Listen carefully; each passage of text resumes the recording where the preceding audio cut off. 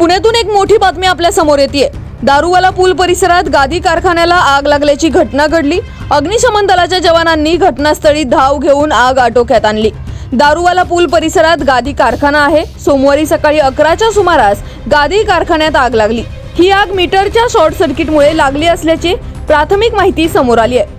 गादी कारखान्यातील कापड कापसाने पेट घेतल्याने मोठ्या प्रमाणावर धूर झाला, तसेच आग भडकली। या घटनेची माहिती मिळताच अग्निशमन दलाच्या जवानांनी घटनास्थळी धाव घेतली। 2 बंब टँकर घटनास्थळी दाखल झाले। जवानांनी पाण्याचा मारा करून आग आटोक्यात आणली।